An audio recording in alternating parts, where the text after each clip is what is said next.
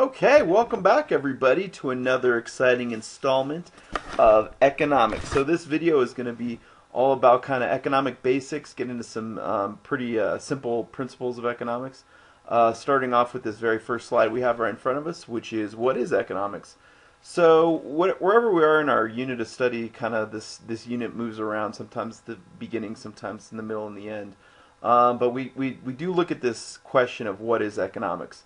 And I know maybe we've talked about it before, but the idea of what is economics, one of the first things that pops into people's head is money.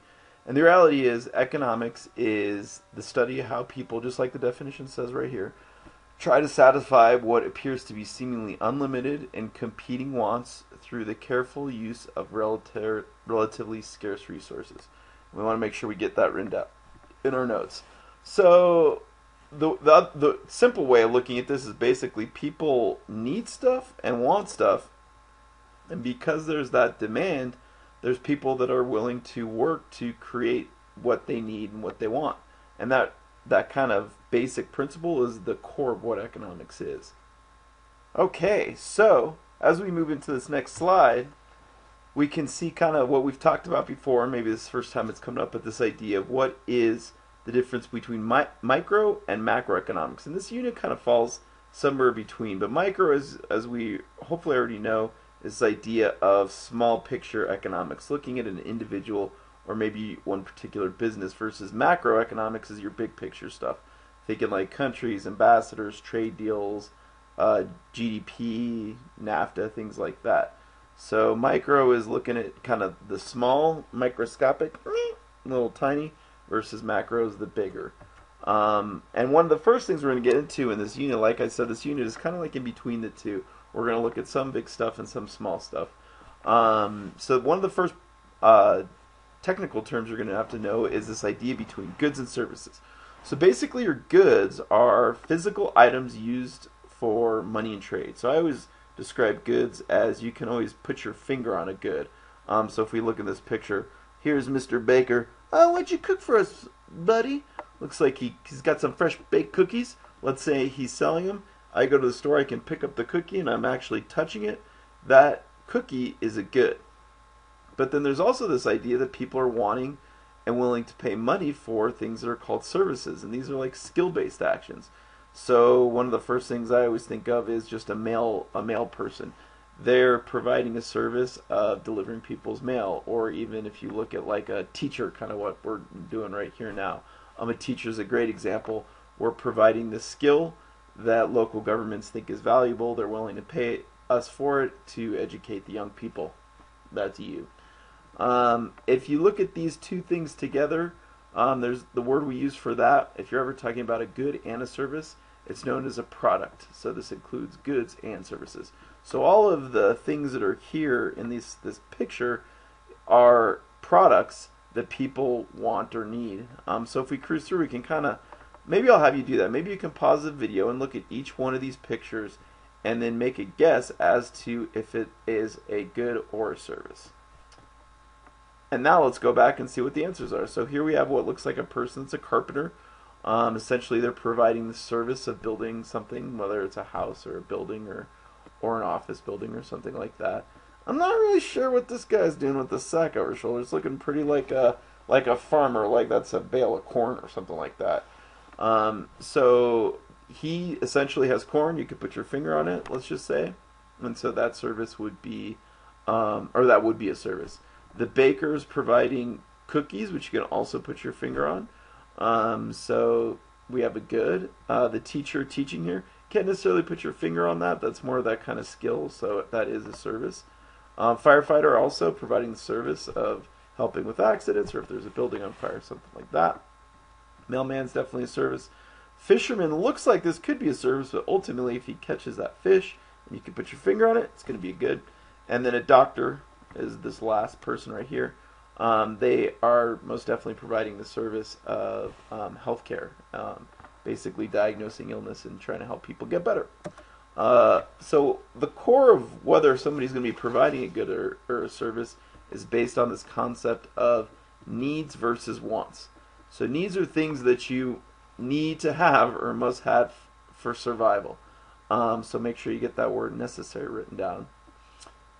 So this is anything related to people needing, well, what do you need to live, right? For survival, you need air, you need water, you need food, you need shelter. So any of these basic needs are what we would call as being necessary versus things that are wants. Wants are more like the nice to have. So an example I always think of is like a bag of Skittles. It sure would be nice to have a bag of Skittles versus, say, water. If I don't get water, I'm going to not be alive for like another 2 weeks or however long that takes before you die from having enough water. So when we look at these concepts, this next slide comes up with decision makers, the driving force of economics. So in an economy, you have these people that are known as consumers. Consumers are the people that, like it says here, they lead the demand, and they're the ones that are buying goods and services, or products, as we learned earlier.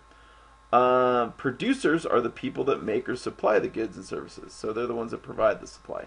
So in this picture here, we have some people that look like they are the consumers. Looks like homeboy right here is getting his money out, looking at some pretty yummy things over here, which appears to be like this gentleman right here looks like he is the producer. So they have produced, looks like, some pretty tasty fruits and vegetables, and these people are wanting it because it looks like it's food, basic human need, and so we have economics at its core. You have producers that are essentially trying to meet the demand that the consumers are producing. All right, so moving on to our next slide. So in our economy, and that really is the core of the economy, basically people wanting and needing things, and people or producers making the things for them or providing the service for them.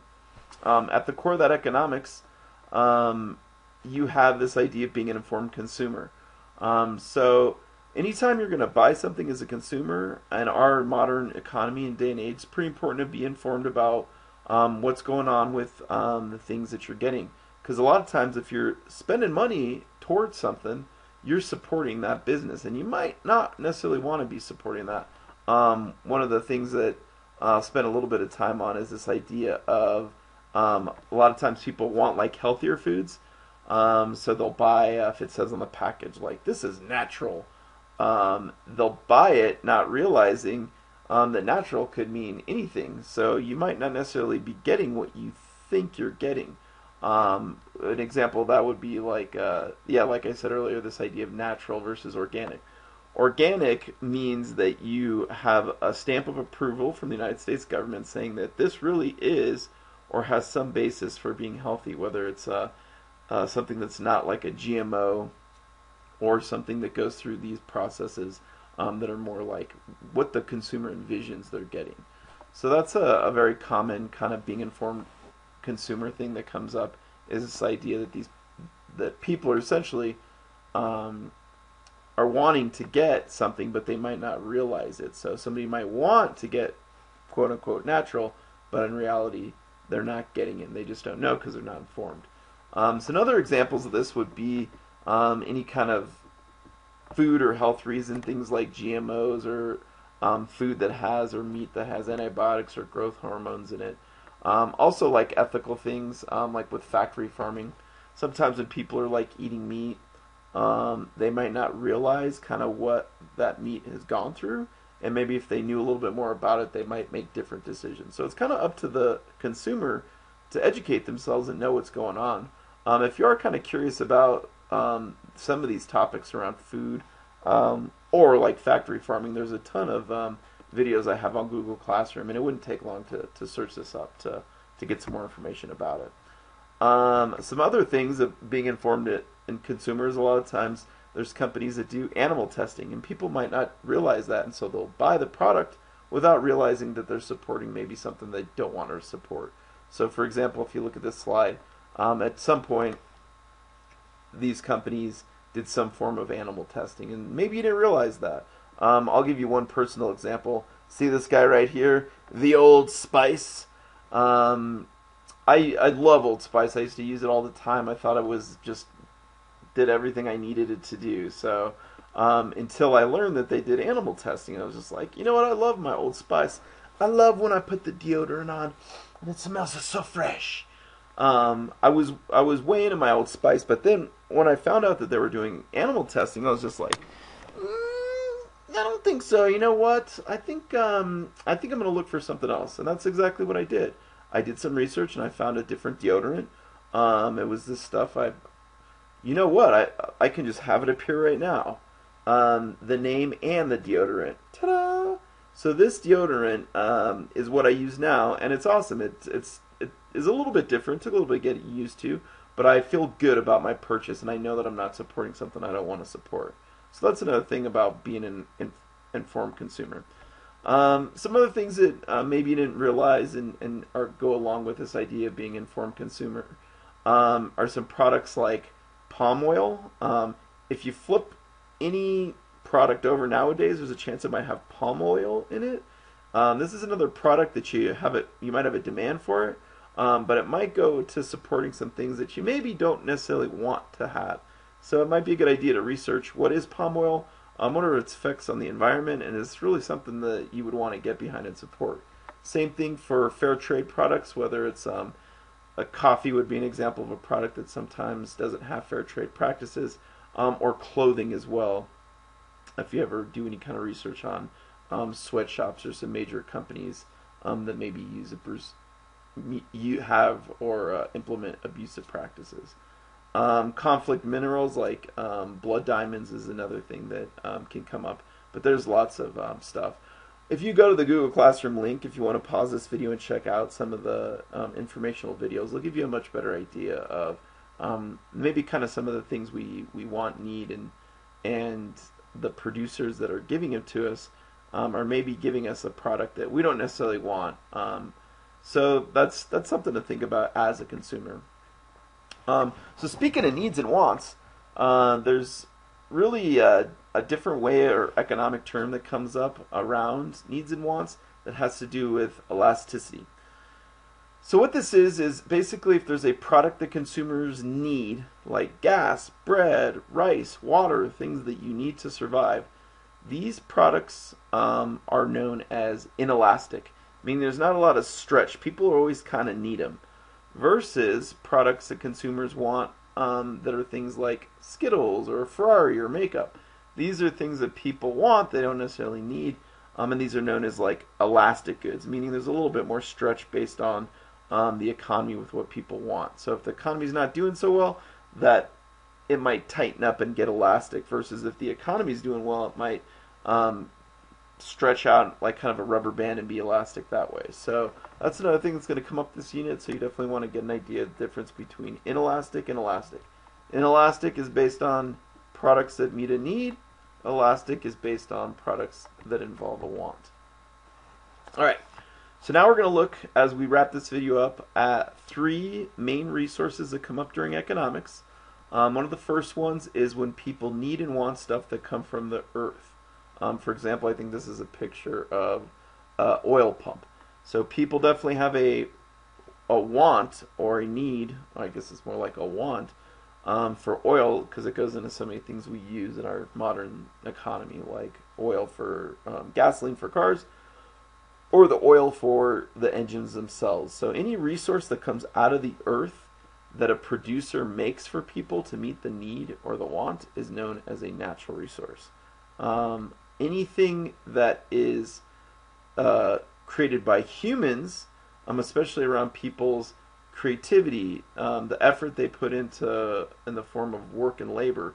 Basically, if human beings are helping to produce good or service, whether they're doing the work for it, or they're the ones that like, look at this machine that these guys are working on. So I like to use this picture because these guys are working so that they are human resources. But whoever designed this, it looks like some giant engine. Whoever put their creativity and smarts into designing this engine, that's also a form of human resource. And then the last resource is a resource that's known as capital resources. Capital resources are either money, which is also used as capital, or the term is capital, or machines that eventually will make you money. So if we look at this, I'm trying to remember the name of this. earth-moving machinery. If somebody spent money on buying this, and then this machine was used to produce, say, a spot for like a construction site to create the foundation for a building. Bottom line is, if they're using a tool or this machine to create something, it also is a capital resource. And like I said, that can also be money. Even like a hammer at its most basic sense, you go to the store and you buy a hammer, but then if you're using the hammer to build something, it ultimately is going to be known as a capital resource. That's pretty much it for block one, kind of a short, quick one. If you have any questions during the video, raise your hand, let me know. And don't forget to check out some of those Google Classroom videos. Hope you have a nice rest of the day. Okay, bye!